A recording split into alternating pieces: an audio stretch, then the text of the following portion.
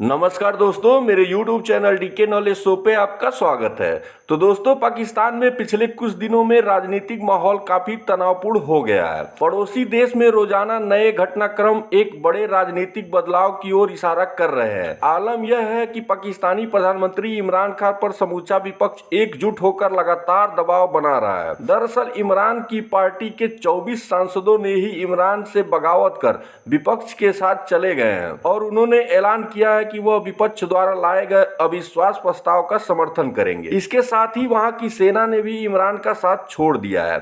ऐसे में देखा जाए तो इमरान की कुर्सी जाती दिख रही है। तो क्या यह भारत के लिए सबसे अच्छा समय है पीओके पर हमला करने का? दोस्तों, पीओके को भारत में मिलाने की तैयारी काफी दिनों से चल रही है और सटीक समय का इंतजार कर रहा था भारत। तो क्या यह वही समय है? क्योंकि पाकिस्तान में इस समय राजनीतिक अस्थिरता है और उसकी अर्थव्यवस्था भी तबाह है। ऐसे समय में पाकिस्तान युद्ध झेलने की स्थिति में नहीं है, लेकिन इसमें सबसे बड़ा अड़ंगा चाइना का है, क्योंकि चाइना का ड्रीम प्रोजेक्ट पीओके से ही होकर गुजरता है। इसलिए चीन पीओके को भारत से बचाने के लिए पाकिस्तान को सैन्य और आर्थिक दोनों तरह से मदद करेगा, लेकिन वह खुद युद्ध में कूदने से बचेगा। दोस्तों, अधिकतर भारतीय यूक्रेन पर हमले को लेकर रूस का पक्ष ले रहे हैं। उन्हें इस हमले में कुछ भी बुरा नहीं दिखाई दे रहा है। लोग सवाल कर रहे हैं कि हमें भी क्यों न रूस की तरह ही पीओके पर हमला कर देना चाहिए। लेकिन अब सवाल यह है कि क्या भारत रूस जितना सक्षम है और क्या पाकिस्तान यूक्रेन जैसा ही है?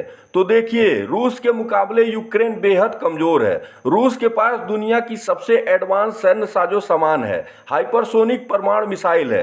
तो वहीं यूक्रेन के पास कोई परमाणु अस्त्र नहीं है, लेकिन पाकिस्तान के पास परमाणु मिसाइल है। और यही कारण है कि पीओके को लेने के लिए भारत की सेना और सरकार बहुत ही खास रणनीति पर काम कर रही है और वो रणनीति अब दिखने लगी है। दोस्तों, 9 मार्च को भारत की ब्रह्मोस मिसाइल पाकिस्तान में 125 किलोमीटर तक घुस गई और पाकिस्तान के रडार उसको रोक नहीं पाए और ना ही पकड़ पाए। हालांकि भारत ने कहा यह गलती से चली थी, लेकिन यह रणनीति का ही एक हिस्सा था। और अब राजनीतिक अस्थिरता, इसमें भी कोई न कोई रणनीति है जिसको भारत अंजाम दे रहा है।